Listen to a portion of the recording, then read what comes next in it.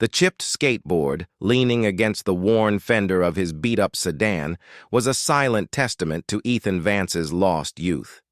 At 17, he carried the perpetual weariness of a man twice his age, etched into the subtle slump of his shoulders and the dark circles under his eyes. To most, Ethan was just another quiet, seemingly rebellious teenager in worn jeans and an old band t-shirt, often seen skipping school, a troublemaker or delinquent in the making. But beneath that misunderstood exterior lay a profound, heartbreaking truth. He was secretly caring for his younger sister, Lily. Lily, a fragile 5-year-old, was battling a rare, severe neurological condition that demanded constant, specialized care. Her small, portable oxygen tank, its quiet hiss a constant presence, was her lifeline, and her complex medication schedule dictated Ethan's every waking hour. Their parents, vibrant and full of life, had died tragically in a car accident a year ago, leaving Ethan as Lily's sole guardian. It was a secret he guarded fiercely, a desperate attempt to avoid the cold, impersonal machinery of social services, terrified that they would separate him from the only family he had left. His days were a blur of sacrifices. Sometimes he'd skip school, not for rebellion, but to take Lily to her myriad doctor's appointments, her tiny hand clutching his, her fragile breathing a constant worry.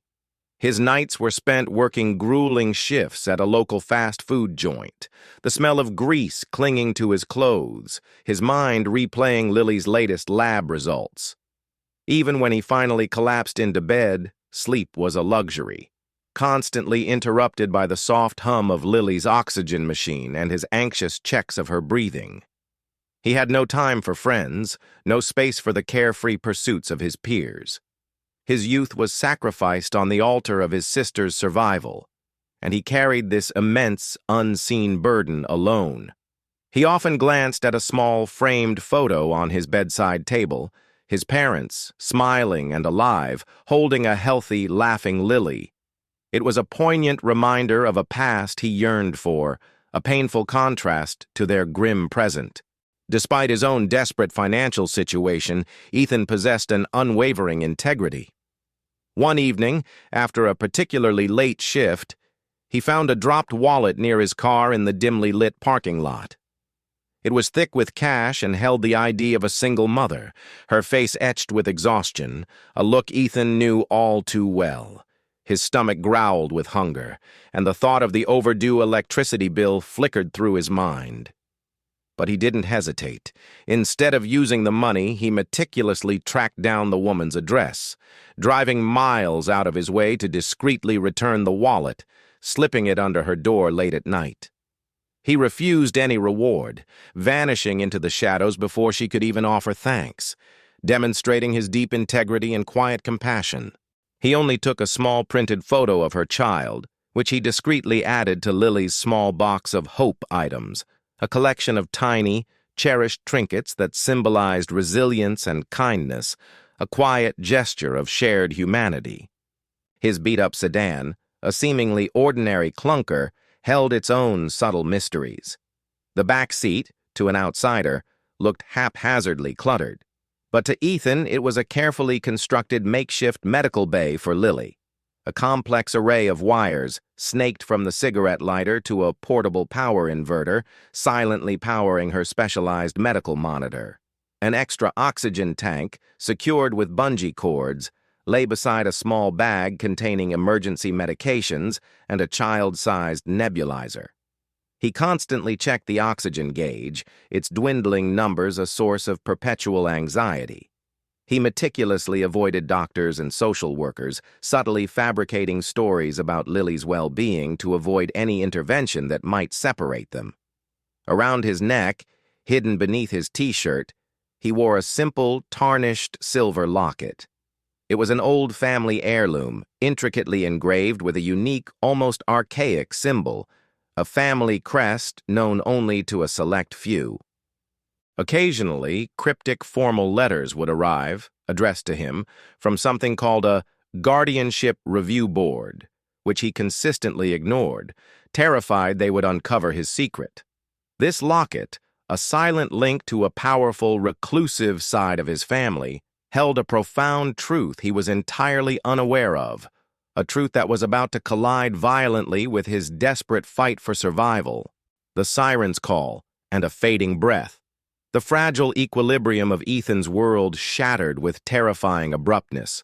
Lily's condition, which he had fought with every fiber of his being, took a severe, life-threatening turn. Her breathing, usually a soft hiss from the oxygen tank, became an agonizing struggle, each gasp a desperate, shallow rattle.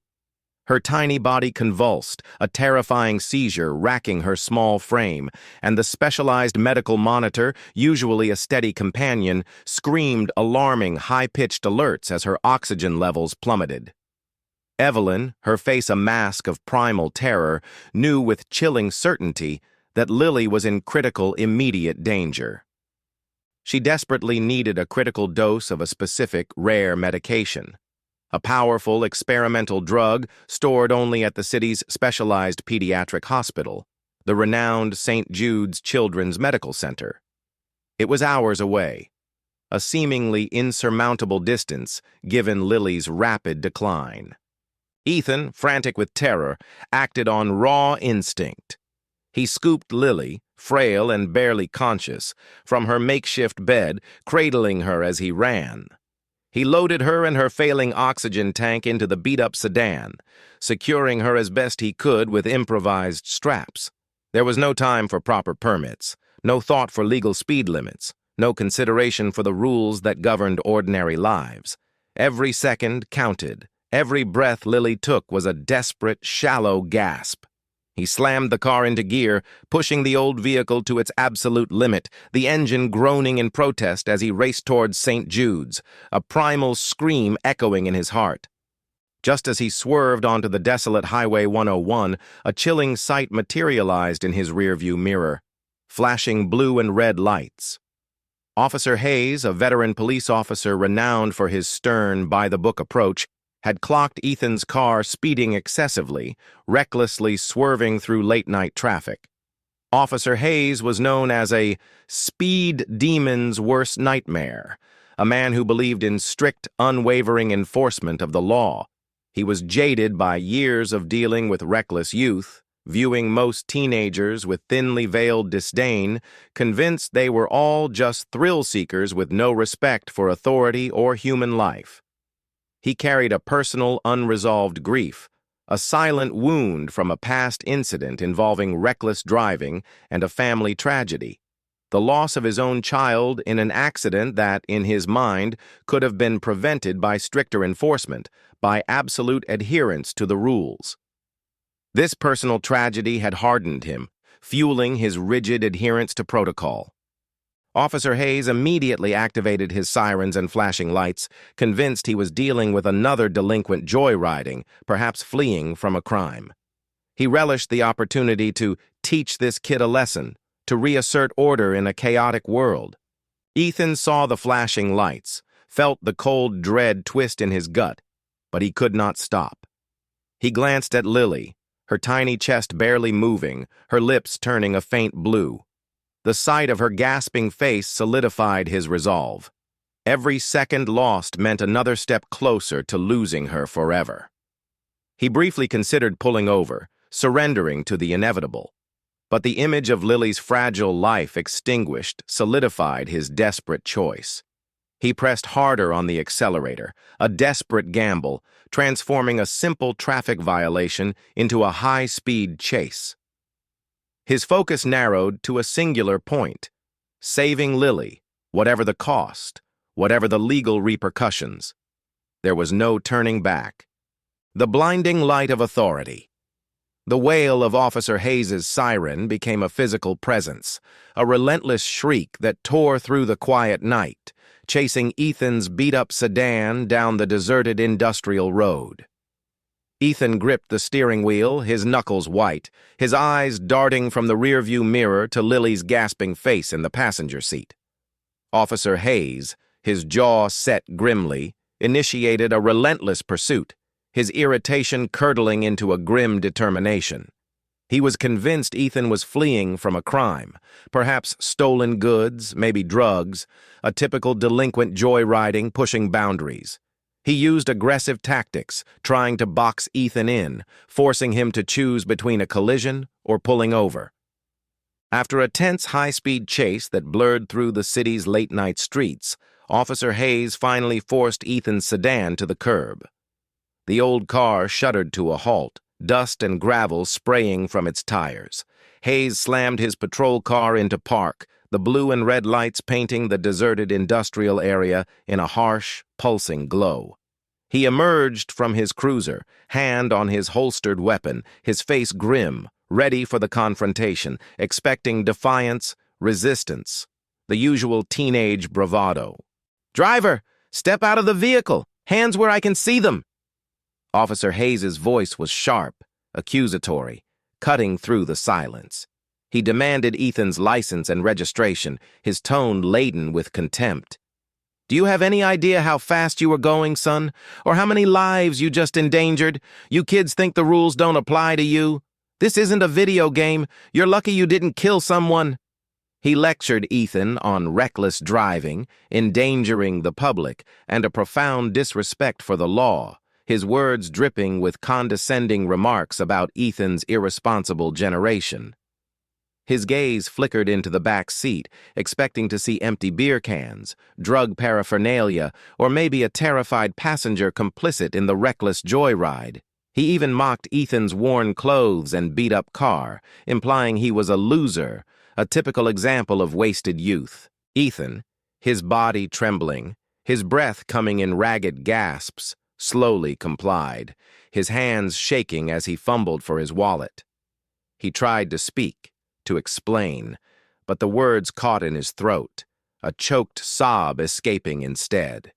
His gaze was fixed on Lily, her breathing growing fainter, the oxygen tank hissing with a terrifying emptiness. Then, with a weak, agonizing gasp, Lily stirred.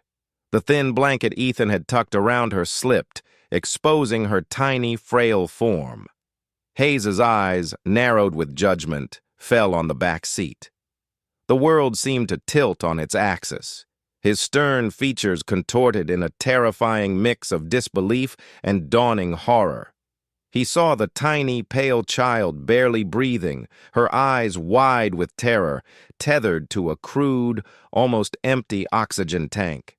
He saw the complex array of wires, the makeshift medical setup, the child's desperate struggle for air, the subtle seizure that still racked her small body. The terrifying reality hit Officer Hayes like a physical blow, a cold, sickening punch to the gut. The medical alert bracelet on Lily's tiny wrist, visible even in the pulsing police lights, listed her rare neurological condition, its specific and severe nature immediately recognizable to Hayes from his past, unacknowledged service in social work. It also clearly identified Ethan Vance as her legal guardian. The picture of a delinquent joyrider, of a careless thrill-seeker, shattered into a million pieces. Officer Hayes froze, his face draining of all color, the harsh blue lights reflecting in his suddenly wide, haunted eyes. His initial anger transformed into a profound, sickening wave of shock and remorse. He recognized not a criminal, but a terrified older brother, pushing himself to the absolute limit, fighting with desperate, reckless love for his sister's fragile life. The subtle shame of his initial judgment was immediate and overwhelming, a bitter taste in his mouth. He realized with a horrifying clarity that his rigid adherence to protocol, his self-righteous pursuit, had just jeopardized a dying child's last desperate chance. The very rules he so rigidly upheld were now a potential death sentence. Unbeknownst to Hayes, as he grappled with this profound realization, a faint, unique symbol on Ethan's tarnished silver locket, now exposed around his neck, caught his eye. It was an archaic family crest, one he vaguely recognized from a file related to a past, complex guardianship case he had handled years ago, involving a powerful, reclusive judge. He dismissed it as a coincidence, a mere visual detail in the chaos, utterly unaware of the deeper protective truth this symbol represented. He had no idea that he, and indeed Ethan, were being implicitly observed by this very reclusive judge, who had always kept a silent, watchful eye on Ethan from afar, alerted by the unfolding drama of the police chase. The stage was set for an even greater and far more public revelation. The unseen battle, the human toll. The deserted industrial road, now bathed in the harsh, pulsing glare of Officer Hayes's police lights, became a stark, unforgiving battlefield. The air, thick with the scent of exhaust and fear, hummed with a terrifying urgency. Lily's tiny breaths grew fainter, each gasp a desperate struggle against the encroaching darkness. Her oxygen tank, a cruel irony of technology, now wheezed with a terrifying emptiness, its gauge hovering dangerously close to zero. Ethan, his face streaked with tears and grime, continued to administer her medication, his hands, usually so steady in the face of mundane tasks, now shaking with a desperate, agonizing precision. He whispered frantic pleas to his sister, willing her to hold on, his voice a raw, primal sound of terror. Officer Hayes, stunned into a profound moral dilemma, stood frozen. His rigid adherence to the law, a bedrock principle forged by years of dealing with reckless youth and reinforced by his own personal tragedy, clashed violently with the immediate, overwhelming human need unfolding before him. He knew, with the chilling clarity of experience, that he had to report the speeding, the pursuit, the clear violations of traffic law. But every second spent on procedure, every moment of hesitation, was a second Lily didn't have. He also grappled with the insidious tendrils of his past trauma, the haunting fear of repeating a past failure, a child's life lost in an accident that, in his mind, could have been prevented by stricter enforcement. He recognized the severity of Lily's rare neurological condition from his social work background. It was far beyond standard first aid, requiring specialized equipment and immediate advanced medical intervention. The distance to the specialized hospital, St. Jude's, loomed like an impossible chasm. Still miles away, a cruel taunt in the face of Lily's fading breath. Ethan's desperate plea for speed was palpable, unspoken but evident in his frantic movements, his eyes fixed on Lily, then on the dwindling oxygen gauge. Hayes looked at the gauge himself, the red needle quivering on empty. Lily's oxygen would run out in minutes, perhaps seconds. He had to make a split-second decision: uphold the letter of the law or save a life. The weight of that choice, the crushing responsibility, settled heavily on his shoulders. Unbeknownst to Hayes, as he wrestled with this profound moral conflict, a subtle, almost imperceptible detail glinted in the harsh police lights. The unique, archaic symbol engraved on Ethan's tarnished silver locket. It was a family crest, one that Hayes vaguely recognized from a long-forgotten file related to a past, complex guardianship case he had handled years ago, involving a powerful, reclusive judge. He dismissed it as a coincidence, a mere visual detail in the overwhelming chaos of the moment. He was utterly unaware of the deeper, protective truth this symbol represented, or that he, and indeed Ethan, were being implicitly observed by this very reclusive judge, who had always kept a silent, watchful eye on Ethan from afar, alerted by the unfolding drama of the police chase. The stage was set for an even greater and far more public revelation, one that would expose the hidden threads connecting this desperate teenager, his dying sister, and a formidable figure of justice. The blue lights of salvation. The piercing wail of the continuous flatline from Lily's medical monitor shredded the last vestiges of Ethan's composure. Her tiny body went rigid, then limp in his arms, her shallow breathing ceasing entirely. A guttural scream tore from Ethan's throat, raw and desperate, a sound of pure, unadulterated terror. He knew, with the chilling certainty of one who had studied every medical detail of her condition, that she was gone. Officer Hayes, who had been staring at the almost empty oxygen tank, snapped back to agonizing reality. He saw Lily's lifeless form, Ethan's raw despair. The image of his own lost child, the crushing regret of what he could not prevent, surged through him with overwhelming force. His rigid adherence to the law, his ingrained skepticism of reckless youth, shattered in that agonizing moment. All that remained was the overwhelming human need, the primal imperative to save a life. "Forget the speeding!" Officer Hayes roared, his voice hoarse with urgency, cutting through the silence of the night and Ethan's despair. He slammed his ticket book onto the hood of the patrol car, a decisive gesture of defiance against the very rules he upheld.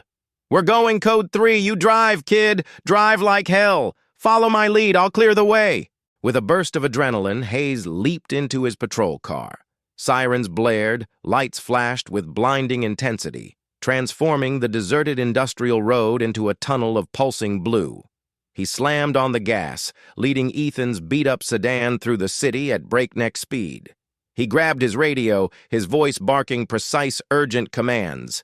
"Dispatch! Code 3 transport, incoming St. Jude's. Pediatric patient Lily Vance. Severe neurological crisis, cardiac arrest.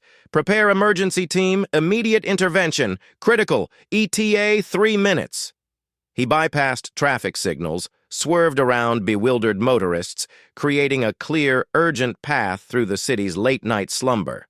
Ethan, a desperate automaton, pushed his old sedan faster than it had ever gone, fueled by a primal, terrifying hope. He saw Lily's still form, but heard Officer Hayes's booming voice, felt the sheer, undeniable force of his decision. He clung to the flickering hope that against all odds, they might still make it. Just as they screeched into the emergency entrance of St. Jude's Children's Medical Center, Lily gave a faint, almost imperceptible gasp. The flat line on the monitor, still attached to her, flickered, then showed a weak, erratic pulse. Ethan screamed, a cry of desperate, disbelieving hope. They burst into the emergency bay, a whirlwind of blue lights and raw emotion. Hayes, a man transformed, ripped open the back door of Ethan's car, gently pulling Lily from the back seat. He didn't waste time explaining the speeding or the chase. Instead, he spoke with raw, emotional authority, defending Ethan's actions to the shocked hospital staff who rushed forward. "This is Lily Vance. Rare neurological condition. She just coded. Her brother drove her like a madman to save her life. He's a hero, not a criminal." He pointed to Ethan, who stood panting, his face streaked with tears and grime, clutching the empty oxygen tank like a life raft. Just as a stern-faced hospital administrator stepped forward, about to question Ethan's obvious lack of official guardianship papers or the reckless state of his vehicle, a powerful, commanding voice cut through the chaos. "Stop! Do not question him!" Judge Eleanor Vance, a formidable figure in the city's legal landscape, strode into the emergency bay. Her presence alone commanded immediate respect, silencing the bustling medical staff. She was Lily and Ethan's great-aunt, a woman of immense influence who had, for years, been secretly monitoring Ethan from afar, a quiet, protective force. She had been alerted by Officer Hayes's frantic, desperate radio calls, the unexpected urgency in his voice triggering an alarm system she had discreetly set up to monitor any crisis involving her estranged family. Her eyes, sharp and intelligent, immediately locked onto Ethan. She saw the familiar, archaic symbol on the tarnished silver locket around his neck, a family crest that confirmed their shared bloodline, a silent recognition of his lineage. "This young man," Judge Vance declared, her voice ringing with an authority that brooked no argument, "is Ethan Vance, Lily's legal guardian. He has acted with extraordinary courage to save his sister's life. Any questions regarding guardianship will be addressed by my office. For now, prioritize the child. Everything else is secondary." She turned to the hospital staff, her gaze unwavering. "Get her stabilized. Whatever she needs, do it."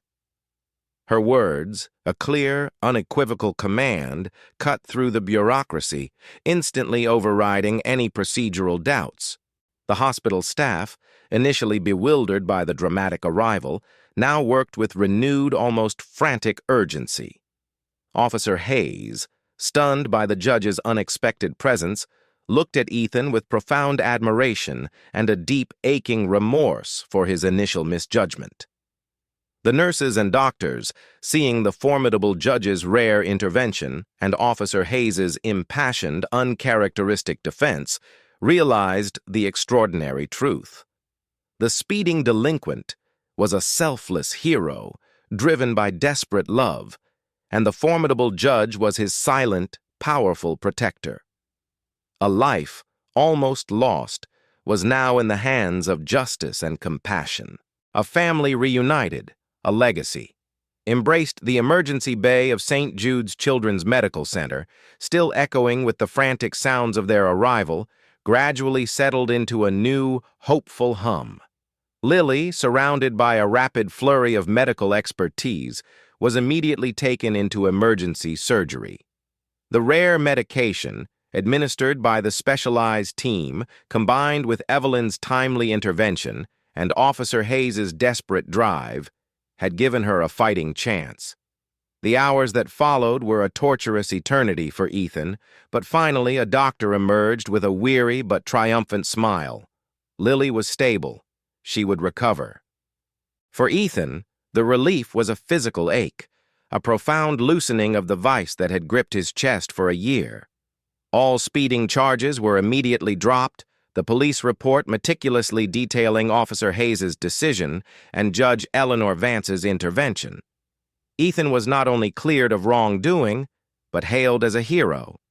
The news, though not widely publicized due to Judge Vance's discreet influence, rippled through local media as a testament to a brother's extraordinary love. Judge Eleanor Vance, a woman of immense gravitas and quiet power, assumed official legal guardianship of both Lily and Ethan. Her stately home, once a silent monument to her legal career, became a stable, loving haven for the siblings. She ensured Lily received the best possible post-operative care and long-term therapy, her recovery meticulously managed. More importantly, she made sure Ethan, finally unburdened by the crushing weight of sole responsibility, could pursue his own future. She enrolled him in a prestigious prep school, recognizing his untapped potential and fierce intellect. Officer Hayes, deeply humbled by the experience, took a leave of absence to process the events. Upon his return, he made a public statement praising Ethan's bravery and courage, admitting his initial misjudgment, and offering a formal, heartfelt apology for his rigid adherence to protocol. The incident fundamentally changed his approach to policing. He began to advocate passionately for more compassionate policing techniques, emphasizing de-escalation and social support for at-risk youth, particularly those from vulnerable backgrounds. An internal departmental review, launched after Judge Vance's quiet but firm recommendation, cleared Hayes, acknowledging his life-saving decision as a triumph of humanity over rigid procedure. He became a respected figure within the force, a quiet champion for reform. Judge Vance, seeing Ethan's inherent intelligence, resilience, and suppressed talent, became his most steadfast mentor. In the quiet evenings, after Lily was asleep, she would share stories of their family's history, tales of quiet service, and a legacy of design and architecture that ran through the Vance line. She showed him old blueprints, intricate sketches, subtly revealing her own unfulfilled passion for architectural design, a dream she had sacrificed for her legal career. She explained how she had subtly monitored him from a distance since his parents' passing, preparing to intervene only when absolutely necessary, trusting his innate strength. She recognized his unfulfilled talent for architectural design, a talent he had only expressed in his hidden notebook, and encouraged him to pursue it, providing resources and mentorship that were once unimaginable. Ethan had a poignant conversation with Judge Vance one evening, sitting in her vast book-lined study. "I never knew," Ethan confessed, holding his tarnished locket. about this family history, or that you were watching. Judge Vance smiled, a rare, gentle expression. Some legacies are written in stone, Ethan. Ours is written in service. Your parents embodied it. You embody it. And sometimes the most profound acts of courage are born from the deepest love. You saved Lily, Ethan. That is the greatest legacy of all. She then revealed her own painful past, the weight of a secret she had carried, a child she had tried to protect but failed, which fueled her quiet vigilance over Ethan and Lily. He also had a brief, heartfelt conversation with Officer Hayes, understanding the weight of the officer's own past and accepting his genuine, profound apology.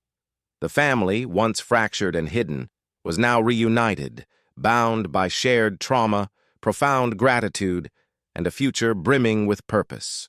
The city skyline had transformed, no longer dominated solely by towering corporate monoliths, but by graceful, innovative structures that spoke of community and care. Ethan Vance, now 24, stood tall, not just in stature, but in reputation. He was a successful, ethical architect, renowned for his visionary designs that seamlessly blended aesthetics with profound social purpose.